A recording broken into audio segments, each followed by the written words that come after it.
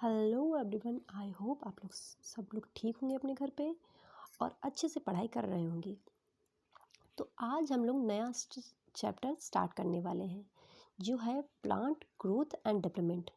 इससे मैं पहले हमने 2 चैप्टर समाप्त कर लिए हैं। 2 चैप्टर हमने बहुत अच्छे से पढ़े हैं और उसमें कोई भी डाउट्स हो, मैंने आपको पहले भी बताया है, कोई भी डाउट्स हो, कुछ भी आपको समझ में नहीं आ रहा हो, एक भी पॉइंट अगर समझ में नहीं आया तो आप मुझे कमेंट बॉक्स में बताइए, मैं आपको वो चीज़ दोबारा समझा दूँगी। और आज मैं स्टार्ट करने जा रही हूँ plant growth and development. Plants में ग्रोथ कैसे होती है, इनमें डेवलपमेंट कैसे होता है, ये सब इस चैप्टर में आज हम पढ़ेंगे। तो स्टार्ट करते हैं हम लोग। चलो रेडी होते हैं। आप लोग अपना पेन पेपर लेके बैठ जाइए, आप लोग भी साथ में लिखते जाइए और समझते भी जाइए, और कोई डाउट हो साइड में लिखते जाइए, बाद में मुझसे पूछ लीजिएगा। तो आज स्टार्ट करते हैं प्लांट्स में ग्रोथ कैसे होती है। तो देखते हैं ग्रोथ एक परमानेंट और इरिवर्सिबल प्रोसेस है। ये एक परमानेंट है, इरिवर्सिबल है। जैसे कि ह्यूमंस में देखते हैं कि अभी छोटा सा एम्ब्रॉय है, फिर उसमें एम्ब्रॉय से फिर वो बेबी बना, बेबी से चाइल्ड बना, चाइल्ड से वो टीनेज कंडीशन में आया, टीनेज से वो एडल्ट बना, एडल्ट से फिर ओल्ड हो गया, ओल्ड से फिर डेथ हो जाएगी उसकी। तो ऐसा तो कभी नहीं हुआ ना कि वो एडल्ट से फिर टीनेज कंडीशन में फिर वो छोटा सा चाइल्ड हो गया। ऐसा तो कभी रिवर्सिबल प्रोसेस तो हुआ नहीं ना। वो ग्रो किया तो वो एक उसका वो जैसे चाइल्ड से भी टीनेज कंडीशन फिर वो एडल्ट, ऐसे ही हुआ ना। वो कभी रिवर्स तो हुआ नहीं। ऐसे प्लांट्स में होता है और वो परमानेंट है। ऐसा तो है नहीं कल को ये एडल्ट था, आज को ये बच्चा हो गया, ऐसा तो नहीं था। ऐसे ही ग्रोथ में सेम, ग्रोथ में इसमें प्लांट्स में भी ग्रोथ में ऐसे होता है। आज ये सीड है, कल सीडलिंग बनेगा और फिर एक छोटा सा प्लांट, फिर इससे इससे छोटा सा प्लांट बने, फिर रूट एपिकल सिस्टम बनेगा, फिर शूट बनेगा, रूट शूट, इसमें फिर फ्लावर, पत्तियाँ निकलेंगी, इससे पत्तियाँ निकलेंगी, स्टेम निकलेगा। तो ऐसे धीरे धीरे करके वो बड़ा होगा। इसमें कोई रिवर्सिबल प्रोसेस नहीं है कि इससे डायरेक्ट ये बन जाएगा फिर रिवर्स हो जाएगा, इससे ये बन जाएगा, ऐसा कुछ नहीं, रिवर्सिबल नहीं है। ये इरिवर्सिबल प्रोसेस है और परमानेंट प्रोसेस है। ये ग्रोथ करता कैसे है, कैसे अच्छा ये बड़ा होता है।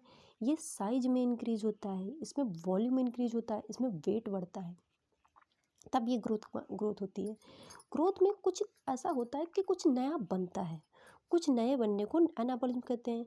हमारी बॉडी में प्लांट्स में सब में मेटाबॉलिज्म होता है। मेटाबॉलिज्म में 2 चीज़ें होती हैं, एक तो होती है एनाबॉलिज्म, एक होती है कैटाबॉलिज्म। एनाबॉलिज्म मतलब कुछ नया बनना, न्यू सिंथेसिस होना। कैटाबॉलिज्म का मतलब है कुछ ब्रेक डाउन होना, कुछ ब्रेक डाउन हो रहा है।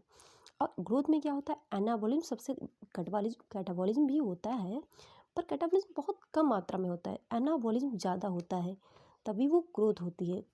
तो न्यू सिंथेसिस हो कहाँ रहा है, न्यू सिंथेसिस हो रहा है इंट्रासेलुलर और एक्स्ट्रासेलुलर, दोनों में हो रहा है। इंट्रासेलुलर हम देखते हैं सेल में, देखते हैं एक सेल लिया, प्लांट सेल का प्रोटोप्लाज्म देखा हमने। प्रोटोप्लाज्म आज इतना है, फिर मतलब आज इतना है, उसमें ग्रोथ हुई, प्रोटोप्लाज्मिक ये ग्रोथ, प्रोटोप्लाज्म बड़ा हो गया, इसके अंदर न्यू सिंथेसिस हुई, नया बना, और चीज़ें इसमें नई ऐड हुई। तो ये इतने से इतना हो गया, इतना बड़ा हो गया, तो इसमें प्रोटोप्लाज्मिक ग्रोथ हुई। यही रियल ग्रोथ है, इसको रियल ग्रोथ कहते हैं। यही प्रोटोप्लाज्मिक ग्रोथ ही रियल ग्रोथ है। इसको प्रोटोप्लाज्मिक ग्रोथ होती है पर इसको ईजी मेज़र करना ईजी नहीं है, इसको हम लोग ईजिली मेज़र नहीं कर सकते। प्रोटोप्लाज्म बहुत ही ज़्यादा, मतलब माइक्रोस्कोपिक, हम लोग माइक्रोस्कोप से कितना देखेंगे उसको, कितना डिटेल में देखेंगे उसको कि हमें प्रोटोप्लाज्मिक ग्रोथ दिखे। तो इसको मेज़र करना ईजी नहीं है इसको, पर ग्रोथ मेजरेबल है, मेजरेबल क्वांटिटी है। इसको ग्रोथ को कैसे मेज़र कर सकते हैं, ग्रोथ में हम क्या देख सकते हैं, इंक्रीज इन सेल साइज, उसका सेल का साइज़ देख सकते हैं। जैसे कि वाटरमेलन में हम देखते हैं सेल का साइज अप टू 3.5 लाख तक बढ़ जाता है। हमारे घर में कितना बड़ा वाटरमेलन आता है, कितना बड़ा आता है, तो उसमें सेल का साइज बढ़ जाता है। और increase in fresh weight, dry weight, ये भी ले सकते हैं, इससे भी ग्रोथ पता चल सकती है। Increase in length, pollen tube में इसकी लेंथ इंक्रीज देख लेते हैं। पॉलन ट्यूब की लेंथ को हम एक्सोनोमीटर है उससे मेज़र कर सकते हैं। इंक्रीज इन सरफेस एरिया, जैसे कितना सरफेस एरिया बढ़ा है उससे भी ग्रोथ मेजर कर सकते हैं। इंक्रीज इन वॉल्यूम, वॉल्यूम कितना बढ़ा है, कितना पहले था कितना अब है, तो ये भी ईजिली मेज़र हो जाता है। Increase in cell number, cell number देखते हैं मक्के में, मक्के मेज़ में देखते हैं कि ये रूट एपिकल मेरिस्टम में 7,500 साढ़े सत्रह सौ सेल्स एक बार में बढ़ जाते हैं, देखते हैं उसमें। अब एक क्वेश्चन आता है, एनसीईआरटी में एक क्वेश्चन दिया है कि एक पानी में एक वुड का या तो डोर ले लेते हैं या तो मतलब वुड का कोई टुकड़ा ले लेते हैं, वो डाल देते हैं, लकड़ी का टुकड़ा पानी में डाल देते हैं, तो उसमें देखते हैं थोड़ी देर बाद वो फूल जाता है, लकड़ी का टुकड़ा देखते हैं वो फूल जाता है। तो क्या ये क्या ग्रोथ है? तो इसको हम लोग ग्रोथ मानेंगे, क्या मानेंगे? ये ग्रोथ नहीं है, हमने पहले पढ़ाया था, मैंने आपको पहले ही पढ़ाया है, ये परमानेंट इरिवर्सिबल प्रोसेस है। मतलब इसमें क्या होगा, इसको अगर पानी में निकाल के थोड़ी देर बाहर रख देंगे तो वाटर क्या होगा, वेपोराइज हो जाए, वाटर तो चला जाएगा, निकल जाएगा, वो फिर से अपनी पहले वाली कंडीशन में आ जाएगा। वुड जैसा, लकड़ी का टुकड़ा जैसा पहले था वैसा फिर से हो जाएगा। तो ये तो रिवर्सिबल प्रोसेस हो गया ना, ये तो इरिवर्सिबल प्रोसेस नहीं हुआ ना। ये देखिए मैंने क्या लिखा था ग्रोथ में, परमानेंट इरिवर्सिबल प्रोसेस होता है इसमें सेल का, इसमें मतलब ये बढ़ा तो इसका वेट भी बढ़ेगा, थोड़ा हल्का फुल्का वेट भी बढ़ेगा और ये मोटा भी होगा। तो ये ग्रोथ कोई रियल ग्रोथ नहीं है, इसको कोई ग्रोथ नहीं मानेंगे, ये तो रिवर्सिबल प्रोसेस है। ये तो फिर से अगर पानी से निकाल के बाहर रख देंगे फिर से अपने वही वेट, अब वही में आ जाएगा, वही कंडीशन में जो पहले की कंडीशन थी इसकी।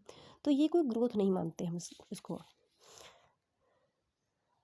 जो इसमें तो ग्रोथ हमने पढ़ा है, ग्रोथ परमानेंट और इरिवर्सिबल प्रोसेस है।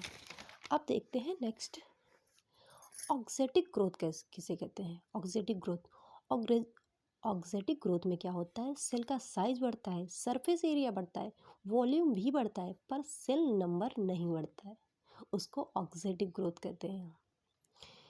ऑक्जेटिक ग्रोथ में होता है सेल का साइज, सरफेस एरिया, वॉल्यूम सब बढ़ता है पर सेल का नंबर नहीं बढ़ता है, तो उसको हम ऑक्जेटिक ग्रोथ कहते हैं। अब प्लांट्स ग्रोथ में देख लेते हैं।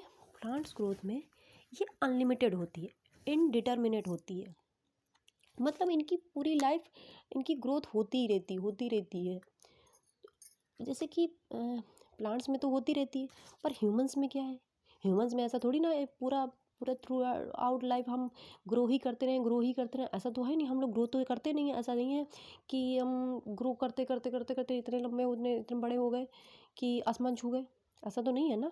प्लांट्स में इनकी अनडिटरमिनेट, इनकी थ्रू आउट पूरी लाइफ टाइम इनकी ग्रोथ चलती ही रहती है। और ऐसा तो नहीं आज ये उंगलियां टूट गई, हमारी उंगलियां बढ़ गई, ऐसा तो है नहीं ना, ऐसा नहीं है। तो ये सिर्फ और सिर्फ प्लांट्स में है, इनमें अनलिमिटेड ग्रोथ होती है और अनडिटर्मिनेट ग्रोथ होती है, इनकी life time, through life time होती है, ग्रोथ करते हैं। इनमें क्यों होती है, अच्छा क्यों होती है अनलिमिटेड ग्रोथ, क्यों होती है? इनमें एक सेल होती है मेरिस्टम सेल, प्लांट्स में होती है मेरिस्टम सेल्स होती हैं, जिनकी वजह से ये ग्रो करते हैं through out life time grow करते हैं। उनमें कैपेसिटी होती है डिवाइड करने की, डिवाइड करने की, मेरिस्टम सेल में कैपेसिटी होती है डिवाइड करने की। ह्यूमंस में ऐसा कुछ नहीं है, ह्यूमंस में एक टाइम तक ही ग्रो करेंगे, फिर उसके बाद वो अपना वो जो ग्रो करने वाली सेल है वो अपना एक स्पेसिफिक उनका वो स्पेसिफिक अपना फंक्शन पकड़ लेंगी, वही फंक्शन करेंगी और फिर ग्रो नहीं करेंगी। प्लांट्स में क्या होता है, अनलिमिटेड अनडिटरमिनेटेड उनकी लाइफ टाइम ग्रोथ चलती रहती है। उनमें होती है प्लांट्स में मेरिस्टम सेल, जो प्राइमरी मेरिस्टम होती है और एक सेकेंडरी मेरिस्टम होती है। मेरिस्टम 2 टाइप्स की होती हैं, प्राइमरी मेरिस्टम, सेकेंडरी मेरिस्टम। ये क्या होती है, प्राइमरी मेरिस्टम जो होती हैं इनके शुरुआत से ही होती हैं, इनमें शुरुआत से ही होती हैं। Origin of plants, since origin of plants, जब से प्लांट्स होता है, ओरिजिन होता है, तब से ही प्लांट्स में होती हैं। ये मोनोकॉट डाइकॉट दोनों में होती हैं। प्राइमरी मेरिस्टम है जो मोनोकॉट और डाइकॉट दोनों में होती हैं। और ये इंक्रीज इन लेंथ, ये लेंथ को बढ़ाती हैं। जैसे प्लांट्स जो लंबा होता है ये प्राइमरी मेरिस्टम करते हैं, लेंथ को बढ़ाती हैं। राम और श्याम, राम श्याम आप लोग जानते हैं। राम मतलब root apical meristem, root apical जो नीचे नीचे की तरफ, प्लांट नीचे की तरफ रूट में जो मेरिस्टम्स होती हैं वो रूट को लंबा करती हैं, और शूट में जो शूट एपिकल मेरिस्टम होती है वो शूट को लंबा करती है ऊपर।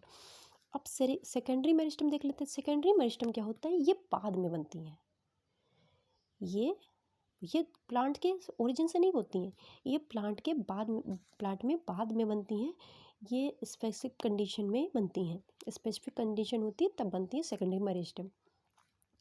Formed later on, origin only, sorry only in dicot, ये मोनोकॉट में नहीं होती हैं। ऐसा तो है नहीं मोनोकॉट में, मतलब ये क्या करती है, विथ को बढ़ाती है, मतलब मोटाई को बढ़ाती हैं। ऐसे प्लांट मोटा होता है ना, मोटाई को बढ़ाती हैं। ओनली इन डाइकॉट, ऐसा तो नहीं आपने देखा है कि घास हो गई, घास मोटी होती चली जा रही, ऐसा तो है नहीं। प्लांट्स जो ग्रास होती है वो मोनोकॉट होती है। मोनोकॉट को आपने कभी भी मोटा नहीं देखा होगा, वो लंबे होते हैं, एक लंबे होते हैं पर मोटे नहीं होते हैं। तो उनमें मोनोकॉट्स में क्या होता है, प्राइमरी मेरिस्टम होता है, उसकी वजह से वो लंबे होते हैं, मोटे नहीं होते हैं। और डाइकॉट में देखते हैं, ये डाइकॉट मोनोकॉट दोनों में होते हैं प्राइमरी मेरिस्टम, ऐसा नहीं कि सिर्फ मोनोकॉट में ही है, डाइकॉट में भी होते हैं। सेकेंडरी मेरिस्टम सिर्फ और सिर्फ डाइकॉट में होते हैं, ये मोटाई को बढ़ाते हैं। और ये वैस्कुलर, जैसे कि वैस्कुलर कैम्बियम, कॉर्क कैम्बियम, ये सेकेंडरी मेरिस्टम है। सेकेंडरी मेरिस्टम, ये वैस्कुलर कैम्बियम, कॉर्क कैम्बियम, इसमें हमने देखा था RAM SAM, root apical meristem, shoot apical meristem. अब प्लांट्स में देखते हैं, प्लांट्स में ग्रोथ कैसी होती है, ये एक ओपन टाइप होती है, मतलब न्यू सेल जो होती हैं, जो नई सेल होती है ऑलवेज एडेड, उसमें ऑलवेज उसमें ऐड होती रहती हैं, और ऐड होती रहती है प्लांट्स में, नई सेल हमेशा ऐड होती रहती हैं उसमें, प्लांट्स में। पर एनिमल्स में तो ऐसा है नहीं, उसमें क्लोज टाइप का ऐसा तो है नहीं। एनिमल्स में रोज सेल्स बन रही हैं, रोज सेल्स ऐसा कुछ नहीं, आज उंगलियां कट गई तो उंगलियां बढ़ रही हैं, बढ़ रही हैं, बढ़ते चली जा रही हैं, है तो ऐसा थोड़ी ना है। उसमें न्यू सेल प्लांट्स में, प्लांट्स में तो होता है ओपन टाइप का ग्रोथ, पर एनिमल में होता है क्लोज टाइप का growth. Plants growth localize growth होती है, जैसे कि root apical meristem, shoot apical meristem, leaves में हो रही है, मतलब अलग हो रही है, रेस्ट्रिक्टेड होती है मेरिस्टमेटिक जो ग्रोथ होती है, ये कुछ कुछ एरिया में ही मेरिस्टम सेल जो होती हैं उनमें ही लोकलाइज ग्रोथ होती है प्लांट्स में। और एनिमल में तो ऐसा नहीं, यूनिफॉर्म, इनमें तो यूनिफॉर्म होती है ग्रोथ, ऐसा तो है नहीं अपनी में अदरक की तरह बढ़ते जा रहे हैं, कहीं से भी बढ़ते चले जा रहे हैं, ऐसा तो है नहीं एनिमल्स में। तो ये तो प्लांट्स में तो अदरक की तरह कहीं से भी बढ़ जाते हैं सॉरी। और एनिमल्स में और यूनिफॉर्म होती है ग्रोथ, अगर अगर ग्रोथ हो रही है तो सब जगह यूनिफॉर्म ग्रोथ होगी, मतलब हाथ भी बढ़ेंगे, पैर भी बढ़ेंगे, सब कुछ बढ़ेगा। अब प्लांट्स में होती है नंबर ऑफ ऑर्गन्स इंक्रीज होते हैं, प्लांट्स में नंबर ऑफ ऑर्गन्स इंक्रीज होते हैं, और ह्यूमंस में डू नॉट इंक्रीज। ह्यूमंस में ऐसा तो है नहीं, आज को एक किडनी है, कल को दो, मतलब आज को दो किडनी है, कल को दो चार छः हो जाए, ऐसा तो है नहीं। आज को एक दिल है, कल को दो तीन हो जाए, ऐसा तो है नहीं। ऐसा होता तो कितना अच्छा होता है ना। फिर यही गाना गाते हैं हम लोग कि दो दिल बन रहे हैं सॉरी सॉरी। पर ऐसा तो है नहीं ना, प्लांट्स में नंबर ऑफ ऑर्गन्स बनते हैं, इंक्रीज होते हैं उनमें, एनिमल्स में ऐसा कुछ नहीं होता। तो हमने ये देख लिया प्लांट्स में किस क्या क्या होता है, ग्रोथ किस किस टाइप की होती है। तो अब हम देख लेते हैं फेजेस ऑफ ग्रोथ, प्लांट्स की क्या क्या फेजेस हैं, किस किस फेज में ग्रोथ करते हैं, ये देख लेते हैं। ये है सेल, हमने बनाई है सेल, सेल की ये सेल वॉल है, ये प्लाज्मा मेम्ब्रेन है, और इसके अंदर ये प्रोटोप्लाज्म है। एक एनसीईआरटी में एक नीट में क्वेश्चन आया था, प्रोटोप्लास्ट किसे कहते हैं। अगर प्रोटोप्लाज्म और प्लाज्मा मेम्ब्रेन एक साथ इसको लिखा जाए, एक साथ इसको दोनों को एक साथ प्रोटोप्लास्ट बोलते हैं। अब ये सेल ग्रोथ करेगी, ग्रोथ 3 फेजेस में करेगी। ये सेल इसकी फेजेस हैं 3 फेज। एक फेज होगी मेरिस्टेमेटिक फेज, इसमें ये डिवाइड करेगी, 1 से 2 बनाएगी, 2 से 4 इसमें डिवाइड करेगी, 2 से 4 बनाएगी, 4 से 6, ऐसे मतलब अपना डिवाइड करेगी। ये मेरिस्टेमेटिक सेल, इसको इसमें डिवाइडिंग कंडीशन होती है, इसमें सेल डिवाइड करने की कंडीशन होती है। तो ये डिवाइडिंग फेज हो गई, इसमें डिवाइड होगा। इसमें सेल 1 से 2 बनी, ये देखें इसका प्रोटोप्लाज्म डिवाइड हुआ, सब कुछ डिवाइड हो गया, 1 से 2 सेल बन गई। अब एक टाइम आएगा मेरिस्टेमेटिक सेल के बाद, मेरिस्टेमेटिक फेज के बाद एक टाइम आगे होगा कि ये बढ़ेंगी, बड़ी होंगी, मतलब इलोंगेट करेंगी। जब सेल बन जाएंगी तो इलोंगेट करेंगी। भाई इनके अंदर का मटेरियल भी तो बढ़ेगा, ऐसा तो है नहीं एक ही बस सेल ही बढ़ती चली, इनके अंदर का मटेरियल बढ़ेगा। तो सेल इलोंगेट होगी, साइज में बड़ी होंगी, फिर ये साइज में बड़ी होंगी, फिर ये साइज में बढ़ेंगी। तो इसमें दूसरा फेज आएगा सेल इलोंगेशन। अब जब सेल इलोंगेशन जब पूरी अच्छे तरीके से ये पूरा अपना साइज इंक्रीज कर लेंगी, तो इनमें मैचुरेशन फेज आएगा, फिर ये डिफ्रेंशिएट हो जाएंगे, फिर अपना ये काम करने लगेगी। जो इनको काम करना होगा, जो इनको स्पेसिफिक वर्क होगा इनका, वो अपना काम करेंगी, तो वो ये मैचुरेशन फेज में पहुंच जाएंगी। तो इनकी 3 फेजेस होगी, एक होगी मेरिस्टेमेटिक फेज, एक होगी सेल इलोंगेशन फेज, थर्ड हो गई मैचुरेशन फेज। एक में ये डिवाइड करेंगी, दूसरे में अपना साइज बढ़ाएंगी, तीसरे में अपना मैच्योर हो जाएंगी, अपना काम पकड़ लेंगी कि क्या मेरा काम है। तो हम लोग यहाँ पे देख लेते हैं मेरिस्टेमेटिक फेज, इलोंगेशन फेज और मैचुरेशन फेज। यहाँ पे पढ़ लेते हैं। मेरिस्टेमेटिक फेज में देखते हैं, ये फेज ऑफ डिवीज़न भी कहते हैं, इसमें डिवीज़न होता है। ये फर्स्ट फेज है, सॉरी, मेरिस्टेमेटिक फेज राम और श्याम रूट एपिकल मेरिस्टम में देखते हैं और शूट एपिकल मेरिस्टम में देखते हैं। मेरिस्टेमेटिक सेल मैंने आपको भी बताया है, रूट एपिकल मेरिस्टम में रूट में बढ़ती हैं और शूट एपिकल मेरिस्टम शूट में होती हैं, मेरिस्टम शूट में होती है। इसमें डेंस प्रोटोप्लाज्म होता है, बहुत ही घना प्रोटोप्लाज्म होता है। इसमें लार्ज न्यूक्लियस होता है, वैक्यूल नहीं होता है, वैक्यूल नहीं होता बिल्कुल, वैक्यूल होगा भी तो बहुत छोटा सा होगा। सेल वॉल इसमें प्राइमरी सेलुलोज की बनी होती है, प्राइमरी सेल वॉल होती है, सेलुलोज की बनी होती है, थिन होती है। उसमें एबंडेंट प्लाज्मोडेस्माटा होता है। इसका सेल साइज ना छोटा होता है। हाई रेस्पिरेशन रेट, जब ये डिवाइडिंग फेज में होती है इनका रेस्पिरेशन रेट हाई होगा। अब इसके मेरिस्टेमेटिक फेज के बाद आ जाते हैं इलोंगेशन फेज, इनलार्जमेंट फेज। इसको इनलार्जमेंट फेज से सेल बड़ा होता है। इसमें सेल डिवाइड करना अपनी डिवाइडिंग वाली फेज छोड़ देता है इसमें, और सेल साइज मतलब सेल डिवाइड करना छोड़ देता है, सेल साइज बढ़ने लगता है इसमें। इंक्रीज वैक्यूल, इनका वैक्यूल भी बड़ा होना, नंबर ऑफ सेल और सेल साइज बड़ा होता है, नंबर ऑफ सेल भी बड़ा होता है। और new cell wall secondary cell wall बनती है इसमें, इनर टू प्राइमरी बनती है। इनका सेल साइज इंक्रीज होता है, सेल साइज जो इनका होता है इलोंगेशन में, इनका सेल साइज इंक्रीज होता है। इसमें सेल डिवाइड होती हैं, डिवाइड होने के बाद इलोंगेशन फेज आती है जिसमें सेल साइज इंक्रीज होता है। फिर आ जाते हैं मैचुरेशन फेज में।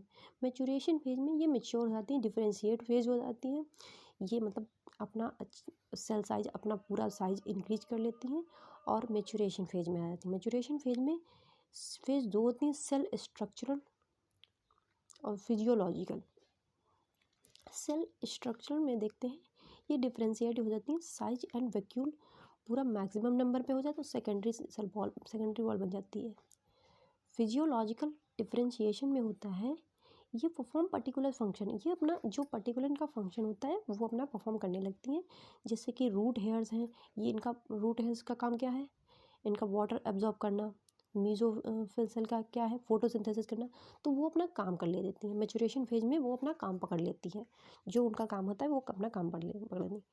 तो इस वीडियो में हम इतना ही पढ़ेंगे, इतना तैयार करिए, इतना पढ़िए, इतना स्टडी करिए, उसके नोट्स बनाइए, अच्छे से पढ़िए।